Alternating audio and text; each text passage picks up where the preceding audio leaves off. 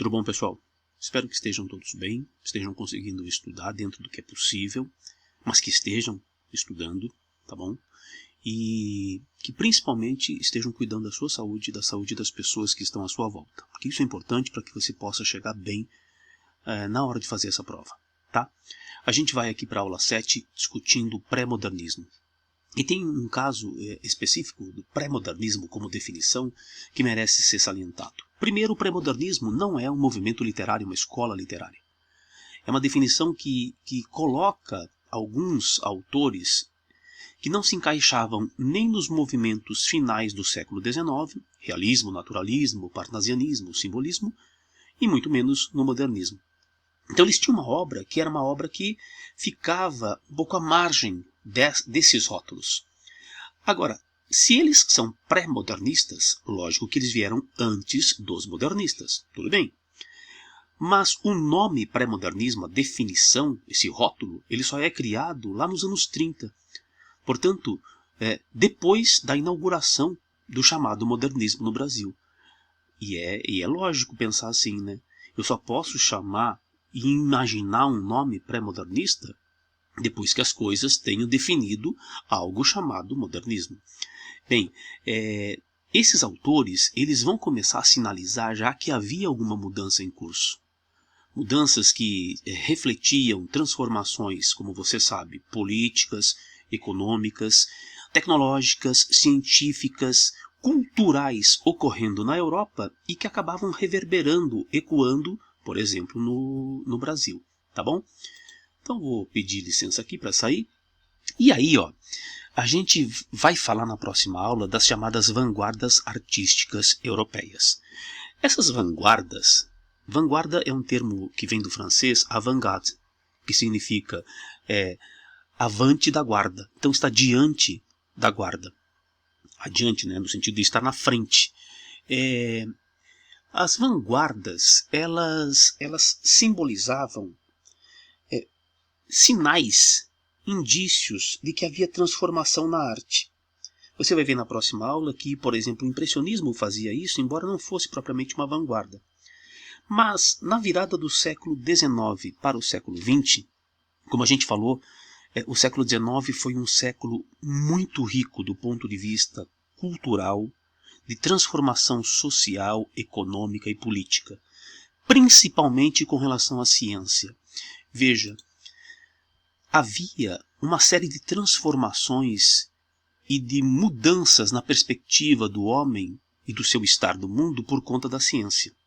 Então todos aqueles avanços tecnológicos, por mais que trouxessem, como o realismo ia apontar, desigualdade e os questionamentos do ponto de vista político e social existiam, como você bem sabe, por conta do Marx, por conta de várias obras e de vários grupos que surgem contra o mecanismo do capitalismo naquele momento. O fato é que o avanço tecnológico transformou as relações das pessoas, inclusive agilizando a vida das pessoas num ritmo como nunca havia sido antes. Hoje, a gente vê as coisas se transformando do ponto de vista tecnológico em questão de dias, meses. O seu celular hoje já é obsoleto daqui a um mês. Pelo menos ele já não é o top de linha daqui a um mês. No século XIX não era assim, né? No século XIX as coisas eram muito lentas, mas mesmo assim, com as transformações científicas e tecnológicas da época, houve um clima de euforia entre as pessoas, pelo menos as abastadas, aquelas que dominavam a sociedade, porque o homem realmente parecia poder tudo. As nações, grandes nações, enriquecendo, expandindo a sua política imperialista e, ao mesmo tempo, se armando para poder se defender e defender as suas colônias. Então havia um clima misto de euforia, de conquista tecnológica, de avanço científico, e também havia um clima de tensão. E tudo isso vai começar a se refletir nas vanguardas artísticas da virada do século. Então, a chamada Belle Époque, que você vê aí e vai ver depois na próxima aula, a Bela Época, traduzia um momento de otimismo no mundo em que tudo parecia ser festa. em que tudo parecia ser meramente alegria, justamente por conta dessas conquistas e desses avanços humanos. Depois a guerra veio mostrar que não tinha nada disso, que não era assim. Mas a Belle Époque tinha como centro aquele país que era o país de influência cultural para o mundo, no caso a França. Não à toa, as vanguardas, a maioria das vanguardas artísticas europeias de peso, né, vão se irradiar a partir de Paris e a partir da França. É uma obra do Eça de Queiroz, chamada A Cidade e as Serras, traz um personagem muito interessante, engraçado, que é o Jacinto de Tormes, que vai fazer um jantar especial. E na casa dele, para mostrar como ele era avançado, havia uma espécie de elevador que trazia comida de um aposento para o outro. E quando ele mostra isso para os seus convidados, todos ficam maravilhados, porque aquela ideia de que pudesse existir um elevador que levasse a comida de um aposento ao outro dentro de uma casa era uma coisa especial, era uma coisa divina, símbolo dessa mecanização, desse avanço tecnológico que trazia para dentro de casa as novidades, coisa que hoje todo mundo tem como reflexo desses avanços, dessas mudanças nos apetrechos que tem em casa. Então um dia chegou a televisão em casa, no outro dia chegou um aparelho de som, no outro dia chegou o telefone celular, o videogame, aí um dia chegou o computador, que era discado, lembra? Era uma banda discada, e um dia passou a ser de fibra ótica, passou a ser a cabo, e assim vai. Esse livro que eu mencionei, Cidade e as Serras, mostra o deslumbramento das pessoas com aquilo que era uma coisa simples. Um mero elevadorzinho que transportava comida de um aposento para o outro. Bom, nós vamos falar então agora dos aspectos que formaram, né, que acabaram plasmando o chamado pré-modernismo no Brasil.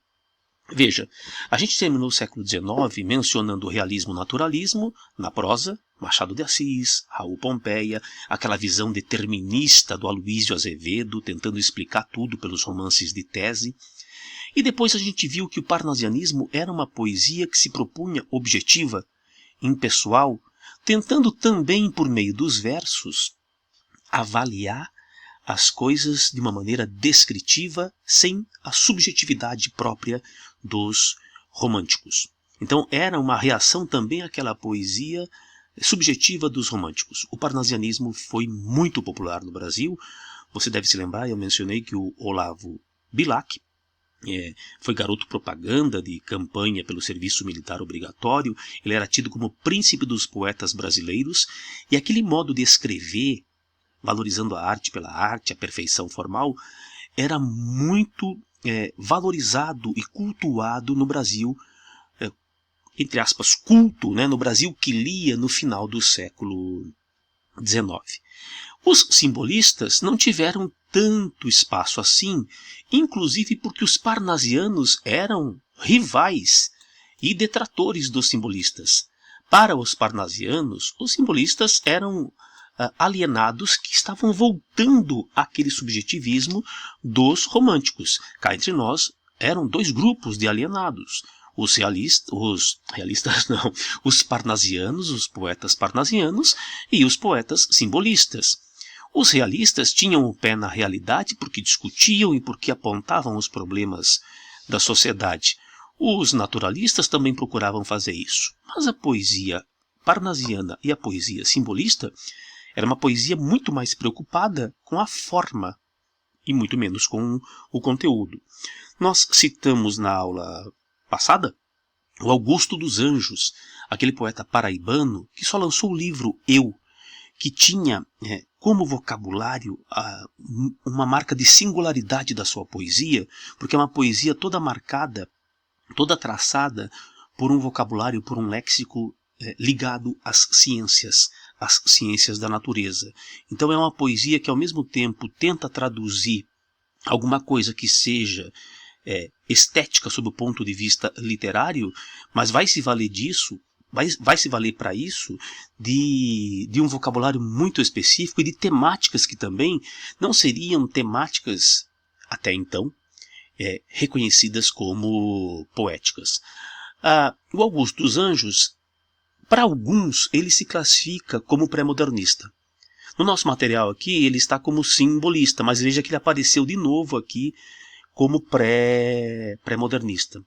Agora, o grupo de 4 autores que costumeiramente, tradicionalmente, os livros de literatura trazem como aqueles representativos do pré-modernismo, vai ser o grupo do Graça Aranha, do Monteiro Lobato, do Euclides da Cunha e do Lima Barreto. Cada um deles tratando de espaços diferentes do Brasil, mas todos tendo um ponto em comum. E aí é importante ter em mente o seguinte: eles não conseguiram formar, e nem tinham essa intenção, porque cada um escrevia de uma maneira, mas eles não conseguiram formar um movimento literário, naturalmente, porque são obras muito diferentes entre si. Então não havia uma orientação que juntasse aquelas obras. Por isso mesmo, eles ficaram no meio do caminho em termos de classificação. O que havia em comum entre eles, cada qual ao seu modo, é que eles começavam a olhar para o Brasil de uma forma diferente da que era olhada até então. Por exemplo, se a gente pensar numa obra como a de Machado de Assis, que vai ter como foco prioritário as camadas altas da população, médias e altas. Ou, quando enfocada as camadas baixas, Aloysio Azevedo, sempre fazendo uma abordagem que é uma abordagem puramente determinista por conta do naturalismo.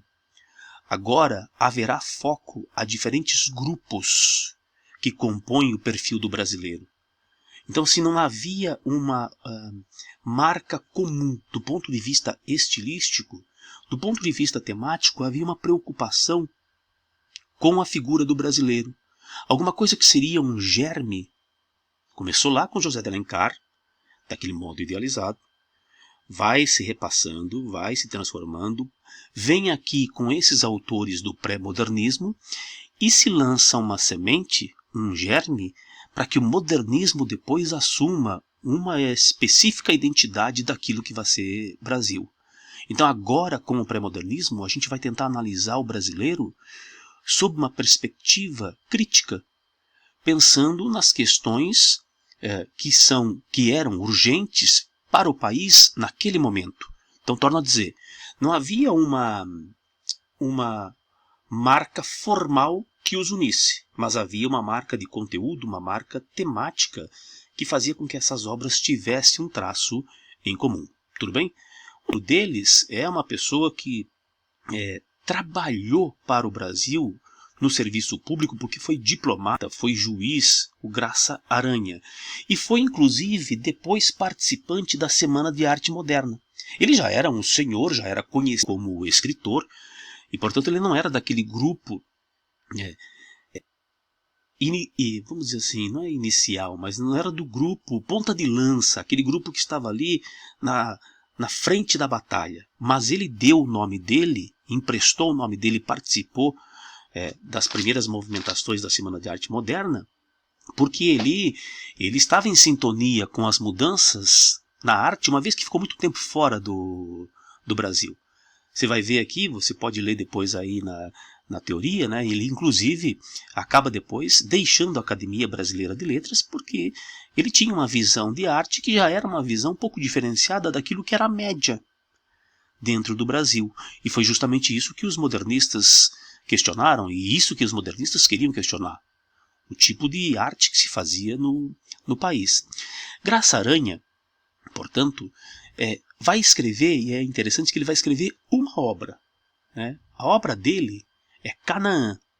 E é uma obra que, para aquele momento, vai discutir alguma coisa muito interessante, porque vinha lá dos naturalistas e já mostrava uma preocupação com um tipo de mudança na sociedade brasileira que estava em curso. Você sabe, com o fim da escravidão, houve um processo de estímulo da vinda de grupos étnicos da Europa, da Ásia para o Brasil. E esses grupos eram convidados, entre aspas, eram seduzidos a vir para o Brasil para trabalhar no Brasil, muitas vezes em troca de terras que eram cultiváveis e que estavam aqui. Italianos, por exemplo, vieram para o sul do país, foram para São Paulo, Rio de Janeiro, e muitos acabaram trabalhando na indústria, na formação de grupos operários. Outros ficaram cuidando da terra. Por exemplo, no caso do sul do país, japoneses vieram para São Paulo, vieram para o Paraná. Alguns depois acabaram subindo lá para o Amazonas em outras levas. Mas o fato é que eram atraídos, primeiro, pelas condições miseráveis da Europa. Então todo mundo que veio, todo mundo que tem um parente, né, um ascendente, tá, mais velho, estrangeiro, todo mundo que tem um nome estrangeiro, certamente teve esse parente, esse ancestral estrangeiro, saindo de uma situação muito ruim do ponto de vista financeiro. Porque, afinal de contas, não deixa o seu país quem está bem. As pessoas, quando pensam em mudar de país para tentar uma vida melhor, é porque naquele país as condições não são favoráveis. O Graça Aranha vai focar esse caso. Vai mostrar como lá no Espírito Santo havia uma colônia com imigrantes alemães, e aí ele vai opor duas posturas, duas visões de mundo do estrangeiro sobre o Brasil, a partir das personagens Mikau e Lentz, como você pode ver depois. Então já era uma preocupação, inclusive, com o modo como o estrangeiro via o Brasil e o modo como o Brasil acabava sendo o espaço desse novo grupo que aqui chegava. Lógico que o Graça Aranha tem essa capacidade de pensar e fazer esse tipo de análise, porque ele era também um homem muito viajado. E, portanto, ele tinha a possibilidade de comparar essas visões, inclusive a partir do ponto de vista de um brasileiro que durante muito tempo esteve fora de sua terra. Tudo bem?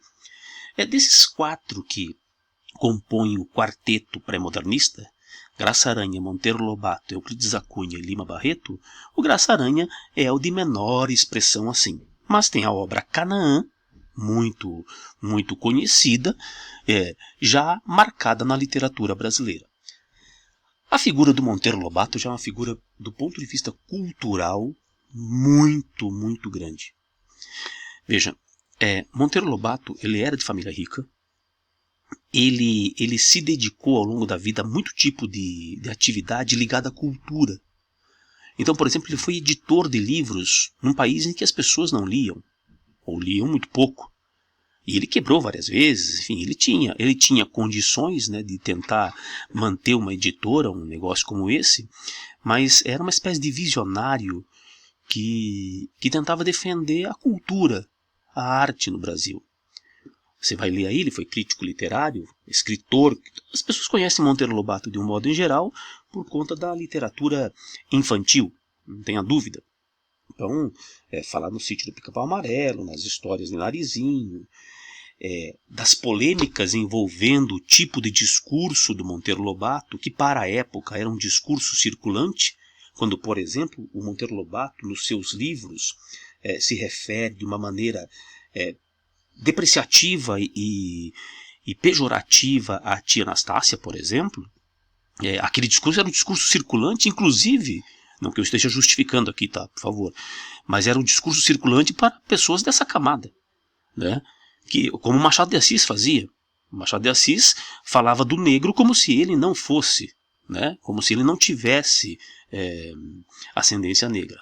Mas o fato é que o Monteiro Lobato, ao longo de sua grande obra, sempre se demonstrou um defensor da coisa e da causa brasileira. Ele era um nacionalista. Então, algumas das obras do Monteiro Lobato são obras de pura defesa dos valores nacionais. Como ele era um homem de cultura, de erudição, você vai ver que nas obras infantis há muitas referências a elementos estrangeiros, a mitologia clássica, a mitologia grega, por exemplo, a história clássica. É uma fonte de muitas referências e prova de repertório realmente invejável. Ficou marcado por algo que a gente vai ver na próxima aula, e eu já posso aqui até adiantar, que é o seguinte: ele fez uma crítica a uma exposição da Anita Malfatti, pintora que tinha estudado expressionismo e veio ao Brasil fazer uma exposição. E aí caiu muito mal essa crítica, chamada, um artigo, né, no jornal, Paranoia ou Mistificação. E as pessoas, de um modo em geral, durante muito tempo, Monteiro Lobato foi tido como alguma coisa retrógrada, atrasada, por conta dessa crítica. Então, como isso marcou profundamente a Anita Malfatti, dando a impressão de que em 1917 o Monteiro Lobato fosse um homem que era contrário àquele tipo de pintura, que ele criticava realmente, e aí é fato, ele faz a crítica, ele acha que aquilo ali é uma aberração. Mas se do ponto de vista das artes plásticas ele tinha essa visão que era conservadora, não tenha dúvida que do ponto de vista da literatura e do fazer, do escrever literatura, ele estava longe de ser um conservador. E pelas próprias posturas que ele tinha com relação à arte e à cultura. É ele quem vai... ele está sendo, vamos dizer assim, reabilitado aos poucos. Então as pessoas os estudos têm mostrado que o Monteiro Lobato não era aquele ser reacionário, conservador, que parece transparecer somente por conta de um artigo. Tá claro? Ele criou também uma figura que passou a ser representativa de um tipo que não gosta ou não gostaria de trabalhar, que ficaria sempre à espera da ajuda do outro, que deixaria tudo acontecer e ficar da maneira como está. O Jeca Tatu. Quando ele cria a imagem do Jeca Tatu e dá-se a impressão de que ele é um crítico à figura do caipira, do homem do campo, não é que seja assim. O que ele queria mostrar, na verdade, é que havia um tipo no campo que estava completamente à margem das coisas que existiam no mundo para ele.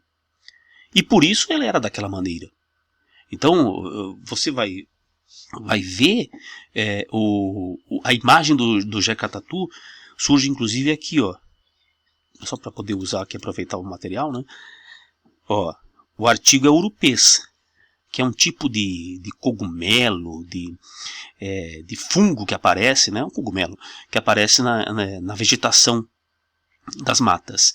E o que ele queria mostrar, esse é o nome de um livro, depois de contos. Ele queria mostrar que existia esse tipo. A imagem do Jeca Tatu estará no livro Urupês, que é um livro muito interessante, de contos, alguns deles bem marcantes, como uma vítima, na verdade, de uma circunstância, que é o atraso brasileiro, que é a miséria em que a gente vive, como você pode ler e vai ver depois aí no seu estudo. Lamentavelmente, o Jeca Tatu parece existir até hoje. Não é só do ponto de vista material, né? Mas é também do ponto de vista moral, do ponto de vista da sua consciência diante dos outros, da sua condição de cidadão. Lamentavelmente, ele fala isso, ele trata disso lá no começo do século XX, e 100 anos depois, nós ainda estamos vendo esse tipo de pessoa. Ele tem um dos contos mais famosos das antologias, toda hora presente a antologia de conto no Brasil, que é Negrinha, que é a história de Negrinha, que era serviçal, né, de uma senhora que a tratava muito bem, com croques e cascudos na cabeça. Tem também a Vingança, olha, esse aqui é A Vingança da Peroba, acho que é isso, A Vingança da Peroba, que é um livro, um conto até de conotações assim macabras. No Urupês. Cidades Mortas já vai ser um livro de contos, por exemplo, em que ele vai trazer muito daquela decadência das fazendas e das cidades de café do Vale do Paraíba e do Rio de Janeiro, em que o boom do café já tinha passado no Brasil, e ele vai espelhar então o que eram aquelas cidades mortas e os seus tipos que tinham ficado no rastro de uma riqueza que já não existia. Monteiro Lobato é uma figura que deve ser vista com mais atenção, e certamente isso está acontecendo. Ele ficou muito famoso, como eu vou repetir, né, por conta da sua literatura infantil. Mas sem dúvida... tá uma negrinha aqui, ó. Né? Sem dúvida é um caso muito, muito, muito interessante de literatura. O Presidente Negro. Esse livro é de 1926. O Presidente Negro é uma menção a um presidente nos Estados Unidos. Vai vendo. Olha o Monteiro Lobato supondo a existência de um presidente negro nos Estados Unidos. Euclides da Cunha, em várias pesquisas com críticos literários, autores, escritores, livreiros, editores, quando se pergunta qual é a maior obra do Brasil, eu já vi umas 2 ou 3 listas dessas, assim, sabe? De tempos em tempos os jornais fazem isso. Não pesquisa de internet com leigo, mas com pessoas que são da área da literatura de verdade. E quando se pergunta qual a maior obra dentro da literatura brasileira, muitas vezes ganhou, não é que votaram muito nela, ganhou a maior obra como Os Sertões. Seguramente não é um livro fácil de ler, Os Sertões. Mas a maneira como se insere Os Sertões dentro do contexto da realidade da época e como testemunha do que foi a Guerra de Canudos, certamente isso faz com que esse livro seja considerado, para muitos, a maior obra da literatura brasileira. Tá? Vou mostrar aqui, ó. Não pode ser fácil, né? Realmente um livro assim, porque ele tem três partes, três momentos. Tá? Essa edição aqui tem quantas páginas? 640. A Terra, em que ele descreve o espaço, o homem, em que ele vai cunhar a grande frase dele, desse livro, né? O sertanejo é, antes de tudo, um forte. E depois a luta, que é propriamente a maior parte do livro, e a ação. E aí ele vai mostrar pra gente aquilo que foi a Guerra de Canudos e todo o massacre contra os seguidores de Antônio Conselheiro, lá na Bahia, que sofreram várias expedições do governo central da época, que foram de 1896, quase mais um ano, né, até 1897, quando finalmente foi dizimado o Arraial de Canudos, sob pretexto de que eles eram monarquistas. Então, como se eles estivessem defendendo a volta à monarquia. Coisa que o Antônio Conselheiro defendia, mas não era essa a justificativa, naturalmente, né? Havia uma questão que era uma questão, como sempre no Brasil, ligada à terra. E o fato de ele ser uma figura messiânica que trazia e arrastava as pessoas no seu entorno, isso causou preocupação a um país que vivia sacudido por movimentos de questionamento à ordem central. Canudos foi dizimada, sobraram 4 pessoas, entre elas crianças, né? Chegou a ter 5.000 pessoas e foi todo mundo morto. Mas resistiu, e depois é que houve, finalmente, teve que ir um destacamento de exército para acabar com Canudos. Por que Euclides da Cunha, nesse sentido, se insere na literatura brasileira, sendo ele um engenheiro de formação e trabalhando como repórter para o jornal Estado de São Paulo?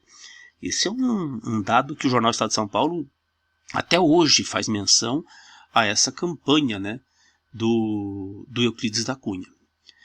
Euclides da Cunha, sendo engenheiro, trabalhava muito em obras, mas também tinha, porque era comum antes, né? Hoje as coisas estão setorizadas, parece que cada um só pode fazer aquilo que seja relacionado à sua área, então é uma especialização que meio que emburrece. Mas Euclides da Cunha, como engenheiro, era extremamente lido, e ele foi fazer uma reportagem, portanto, para o estado de São Paulo, no interior da Bahia, para cobrir a Guerra de Canudos, que já se arrastava. Ele sai de São Paulo e ele tem uma visão que é uma visão contrária aos amotinados, aos sertanejos. Esse livro é de 1902, tá? Data do Canaã também. E aí, então, enquanto ele ficou lá fazendo a matéria, né? Fazendo a reportagem, e foi escrevendo. Porque ele é um livro difícil. Porque a linguagem dele não deixa de ser uma linguagem de alguém que é descritivo, pormenorizado, detalhado, assim como quem faz um relatório. Uma linguagem sem qualquer preconceito, por favor, tá? De engenheiro, pelo menos nas primeiras partes do livro. Quando você tem a Terra, é uma descrição, e aí ele fica muito à vontade para fazer, né, essa descrição ultra detalhada, com termos que são técnicos. Então quando você começa a ler Os Sertões, realmente, eu me lembro que a gente leu na faculdade esse livro, e o professor falou assim, olha, quem não quiser, não leia as duas primeiras partes e podemos ir direto para discutir a luta. Mas aí foi pedido um tempo para que a gente tentasse encarar a Terra e o homem, porque o homem é muito importante. Mas sem dúvida, a Terra, a primeira parte do livro, é muito maçante, porque é puramente descritiva, do sentido técnico. Tá? Aí vem o homem. E quando ele vai descrever o homem, a gente percebe que ele não era favorável à causa do sertanejo.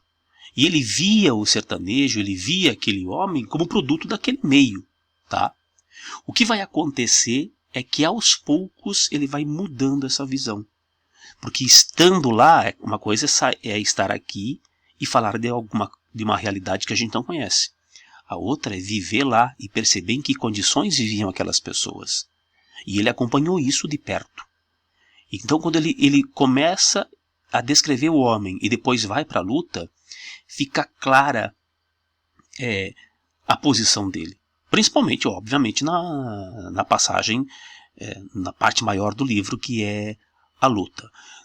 É importante dizer que o Euclides da Cunha vai se filiar às ideias que são ideias racistas, que são ideias deterministas da época. Ele tem esse traço na obra dele, porque eram ideias, inclusive, que orientavam o seu tipo de estudo por conta do determinismo. Então o determinismo dizia, né, que uma vez nascido naquelas condições, fraco seria.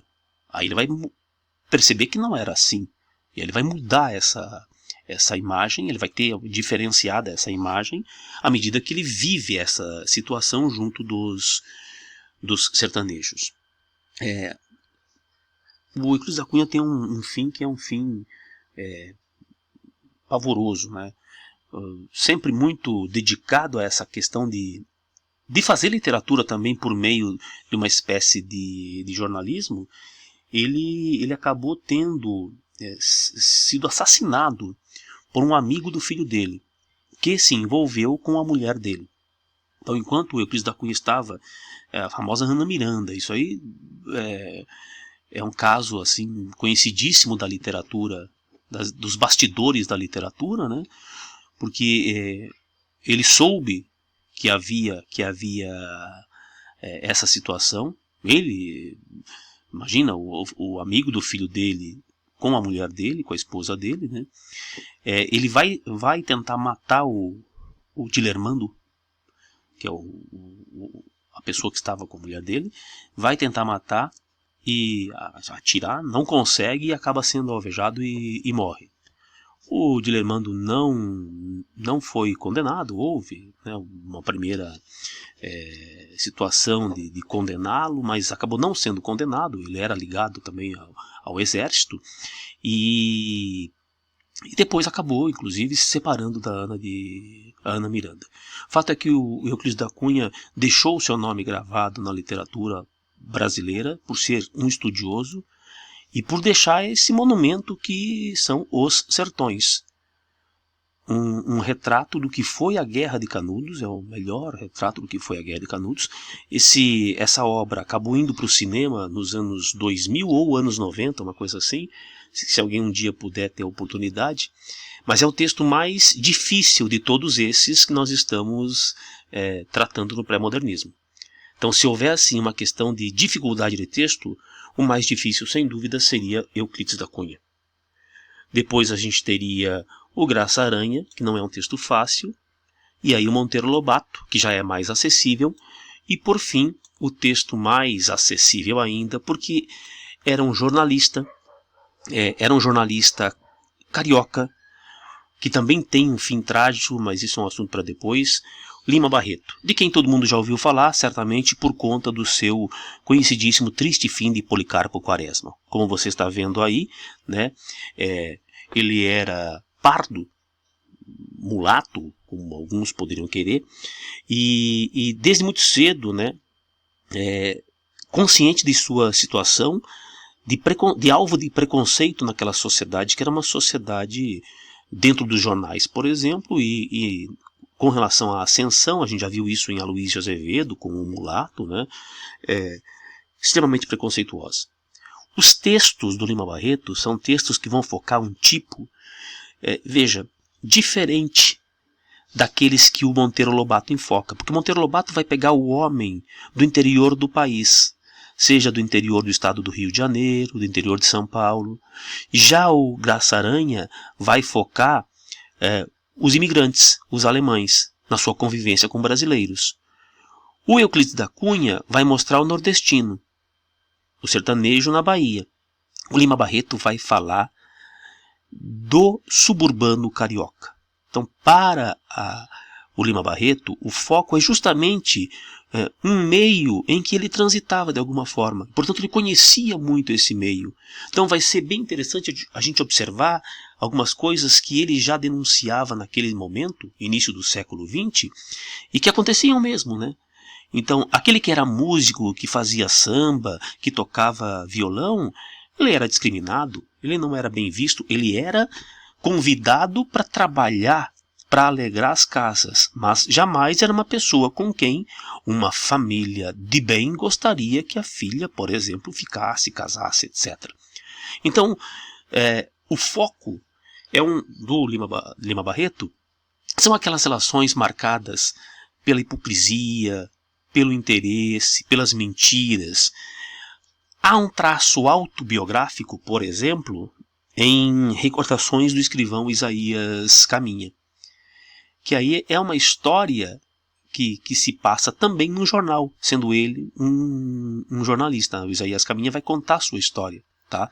Clara dos Anjos é um texto que muitos de vocês conhecem, com todas as marcas que eu mencionei aqui, de denúncia do preconceito, do enfoque a essa vida da periferia e das relações daquela classe mais baixa, a classe média baixa, ou então as camadas realmente humildes da população.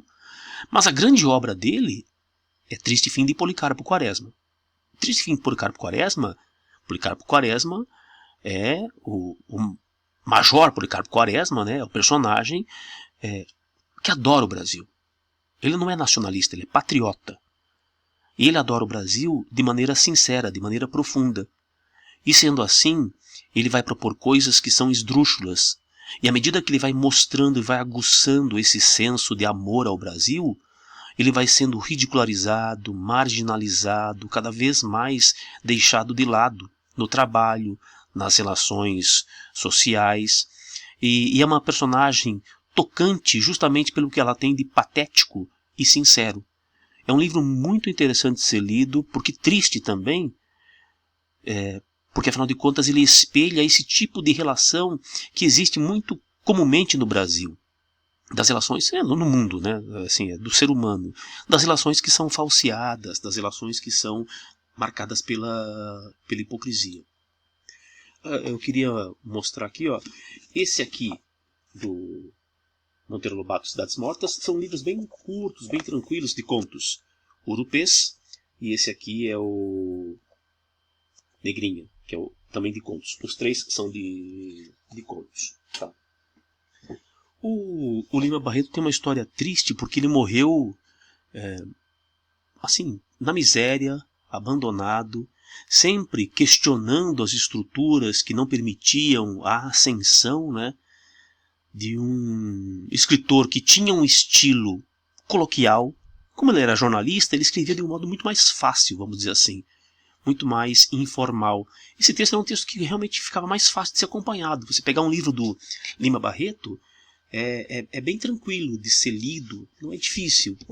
Foi internado várias vezes em clínicas de manicômio. Ele tem um livro chamado Cemitério dos Vivos, que são as lembranças, uma espécie de diário dele, sobre as passagens que ele teve 2, 3 vezes pelos manicômios do Rio de Janeiro. E é muito tocante, muito triste, porque é um escritor, né? Então ele tem assim, muita facilidade em verter aquilo pro texto escrito e nos tocar, contando o que ele via, o que ele sentia naquelas passagens quando estava sóbrio, quando estava são. Assim como o Euclides da Cunha, como Cruz de Souza, né, cujo corpo voltou aqui para Santa Catarina num trem junto de cavalos, teve um fim muito trágico, Lima Barreto, e deixou uma obra que é uma obra que também tem sido revisitada e reabilitada. Isso é visível. A partir dos anos 90, 80, metade dos anos 80, 90, o Lima Barreto teve a visão de sua obra redimensionada. Porque é uma obra que enfoca um tipo que até então não tinha espaço dentro da literatura brasileira. O Aloysio Azevedo já tinha enfocado os cariocas pobres do cortiço, tudo bem. Mas é uma visão muito específica do Aloysio Azevedo, porque marcada pelo determinismo. Aqui no Lima Barreto, o que a gente vai ver é a crítica. E a crítica a certas coisas que acontecem no Brasil, que só acontecem no Brasil. Aí sim, os Brusundangas, por exemplo, tá? Faz menção a um povo, os Brusundangas, em que tudo é invertido. As pessoas mais idiotas são as mais valorizadas. Aqueles autores mais limitados são os mais insensados. Os políticos mais imbecis são aqueles que comandam o país. Isso lá em Brusundanga, né? Felizmente não no Brasil. E o Lima Barreto já estava notando e denunciando tudo isso. Alguns justamente apontam isso como uma falha do texto dele, né, da obra dele, no sentido de que ele faz uma obra que acaba sendo a toda hora panfletária, e que, portanto, em alguns momentos até acabaria cansando, porque tudo que é do Lima Barreto é denúncia, denúncia, denúncia. Mas também foi denúncia no Euclides da Cunha, também foi denúncia no Monteiro Lobato. Esses três vêm com essa marca, cada qual ao seu modo, cada qual enfocando um ponto do país, também mostrar uma preocupação com tipos brasileiros e também mostrar uma preocupação em denunciar aquilo que acontecia com esses tipos. Tá bom? Então nós temos 4 nomes fundamentais para essa ideia, e são prosa, né? Vai vendo, é só prosa. O Augusto dos Anjos, se entrar nessa lista nossa, como 5º nome, é o único nome em poesia. De prosa mesmo, relevante, assim, Euclides da Cunha, Monteiro Lobato, Lima Barreto, Graça Aranha. Não nessa ordem, tá? Não sei porque falei essa ordem, mas não era uma ordem de quem é. Bom, espero que possa ter ajudado. Se tiver alguma dúvida, a gente conversa, tá? Eu deixo depois aí o comentário dos exercícios. E se tiver um tempo, uma hora, quando tiver um tempo, conto é fácil de ler, né, pessoal? Conto não é difícil, porque conto não é extenso. Pega uns contos. Do Lima Barreto, ele tem livro de contos também, naturalmente, tá? O Homem que Sabia Javanês é um conto. Mas pega uns contos do Monteiro Lobato para dar uma lida, porque é coisa rápida. Você encontra no domínio público aqueles sites, né, em que você tem em PDF. É bem interessante, tá? Para a gente conhecer um pouco da visão de alguém que era uma voz lúcida num momento específico do país. É sempre importante ter essa visão que é diacrônica, né? Ao longo do tempo, para poder perceber como o país é sentido por pessoas que tinham alguma coisa a dizer. Valeu? Fique bem, espero que vocês estejam bem, vou reafirmar isso, mas principalmente que vocês se cuidem. Beleza? As pessoas estão achando que acabou a pandemia. Parece que não ainda. Beleza? Até mais.